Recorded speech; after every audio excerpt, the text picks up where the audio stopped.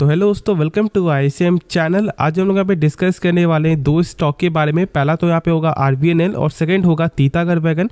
तो आप इस वीडियो को जरूर से अंत तक देखना, ठीक है। देखो, सबसे पहले यदि हम लोग आपको डिस्कस करें आपको यहाँ पे RVNL के बारे में, तो आज जो स्टार्टिंग में यहाँ पे 2% का जो गेन दिखाई दिया, तो हाँ यहाँ पर एक न्यूज़ तो देखने को मिल रहा है। हाँ, आप लोग यहाँ पे सही समझ रहे हो, यहाँ पे ऑर्डर के संबंधित ही यहाँ पे न्यूज़ है, क्योंकि फिर से यहाँ पे जो RVNL को 420 करोड़ का यहाँ पे ऑर्डर देखने को मिल रहा है।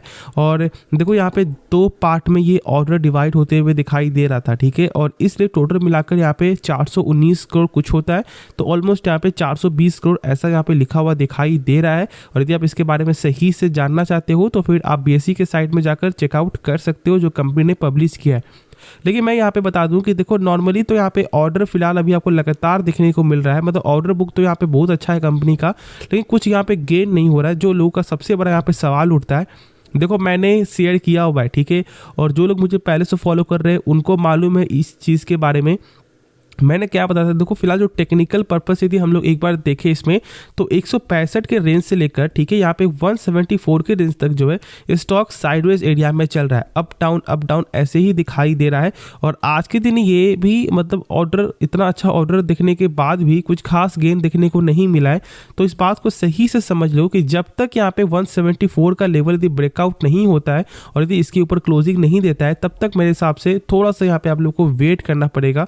हाँ, देखो चीज़ और चल रहा है कि जो फिलहाल अभी आपके यहाँ पे माहौल है ना, वो यहाँ पे क्वार्टर का रिजल्ट का, और यदि क्वार्टर रिजल्ट यहाँ पे सही देखने को मिल जाए कंपनी का, तो फिर तो मतलब यहाँ पे ऑलरेडी फंडामेंटल के वाइज से एक बुलिश का साइन दिखाई देगा। और यदि उससे ब्रेकआउट हो जाता है तो फिर तो मतलब आप ये समझ सकते हो कि जो स्टॉक का जो लेवल है वो फिर से 185-190 के बीच में भी आते हुए दिखाई दे जाएगा मेरे हिसाब से।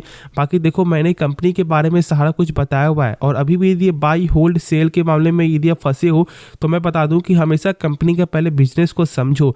बाई होल्ड सेल ये डिसीजन आपका है। खुद से यदि आप इसके बारे में जानोगे और यदि खुद से जान करके यदि आपने स्टॉक को बाई किया है, तो पेशेंस रखना बहुत ज़्यादा यहाँ पे ज़रूरी है। हाँ, यदि आप किसी के कहने पे स्टॉक को बाई किए हो तो फिर यहाँ पे वही होता है कि डर बना हो रहता है कि यार शायद कुछ यहाँ पे गिरावट हो जाए, क्या करे क्या ना करे। तो ऐसा नहीं करना है, खुद से इसके बारे में समझना है, उसके बाद ही फैसला आप लोगों को लेना चाहिए।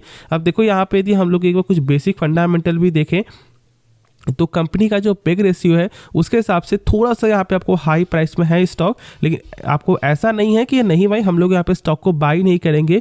1.18 टाइम से मतलब थोड़ा सा यहाँ पे ज़्यादा है, लेकिन हाँ ये स्टॉक एक्यूरेट वैल्यू पे अभी यहाँ पे दिखाई दे रहा है, ना ऊपर ना नीचे, मतलब बीच में ये ट्रेड यहाँ पे करते हुए दिखाई दे रहा है। बस यहाँ पे लॉन्ग टर्म के लिए जाओ, शॉर्ट टर्म के लिए भी जाना है जाओ, लेकिन ब्रेकआउट होने दो या फिर आपको ब्रेकडाउन होने दो, उसके बाद ही इसके बारे में सोचना चाहिए, जहाँ तक ऐसा मुझे लगता है। क्योंकि अभी बस यहाँ पे साइडवेज चलते हुए दिखाई देगा तो कुछ खास बेनिफिट आप लोगों को नहीं होगा मेरे हिसाब से, क्योंकि ट्रेडिंग में चाहिए कंफर्मेशन, और जब तक कंफर्मेशन ना मिले तब तक पैसा नहीं बनता है। तो इस बात को भी आप लोग सही से जानते हो जो मैंने बताया है। और बाकी जो भी डाउट है वो आप कमेंट में जरूर से पूछना। अब देखो, जो यहाँ पे नेक्स्ट स्टॉक है वो यहाँ पे तीतागढ़ वैगन, और आज यहाँ पर मतलब गजब का गेन दिखाई दे रहा है। और फिलहाल अभी मार्केट ओपन है, ठीक है, मैं इस बात को भी क्लियर कर दूं। फिलहाल जो अभी टाइम हो रहा है वो यहाँ पे हो रहा है 3 बज रहा है ऑलमोस्ट, और गजब का यहाँ पे आज के दिन यहाँ पे तीतागढ़ में गेन दिखाई दे रहा है। तो यहाँ पे स्टार्टिंग में आपको 7% तक का भी गेन था, लेकिन फिलहाल यहाँ पे 5.5% का गेन दिखाई दे रहा है। क्या यहाँ पे कुछ वजह हो सकता है क्या? देखो भाई, बिना वजह के कोई भी स्टॉक यहाँ पे आपको जो ना गेन होता है ना फिर यहाँ पे गिरावट होता है।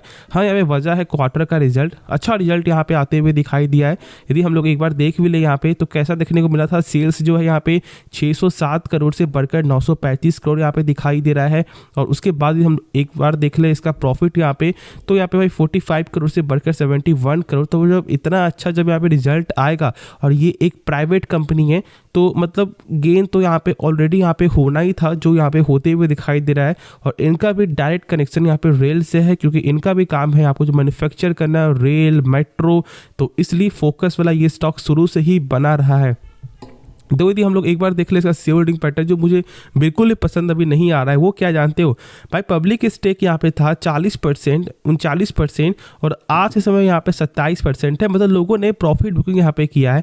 और आप लोग ये नहीं देखते हो कि जब आप लोग यहाँ पे सेल कर रहे हो तो कोई ना कोई यहाँ पे बाई कर रहा है। और यहाँ पे FIS को यदि आप देखोगे और डोमेस्टिक वाले को देखोगे तो यहाँ पे लगातार स्टेक बाई होते हुए दिखाई दे रहा है। अब उनका यहाँ पे 16.85% यहाँ पे जा चुका है, और डोमेस्टिक वाले का 10%।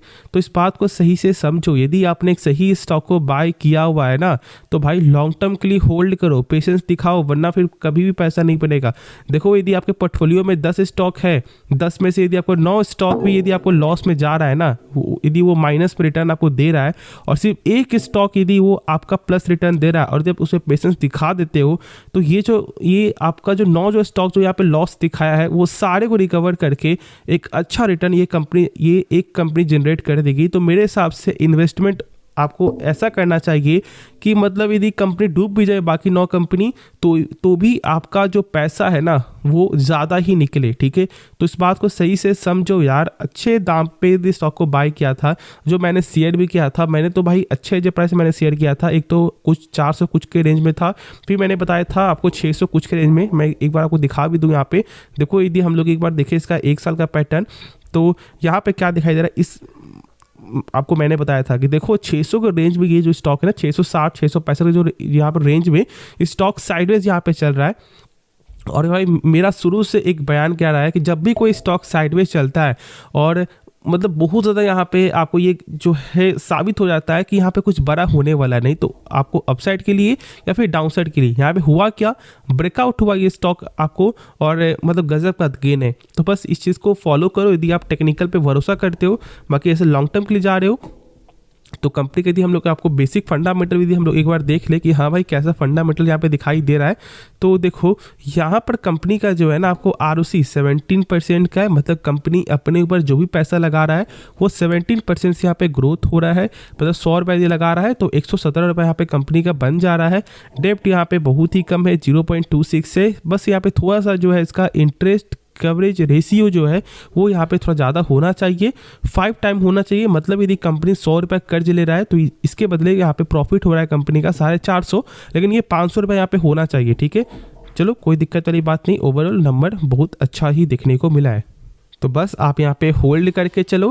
बाकी जो डाउट और बचे वो आप कमेंट में ज़रूर से पूछना। तो आप इस वीडियो को लाइक कर सकते हो और साथ साथ आप इस चैनल को यार सब्सक्राइब भी कर देना। तो मिलते हैं नेक्स्ट वीडियो में, तो तब तक के लिए धन्यवाद।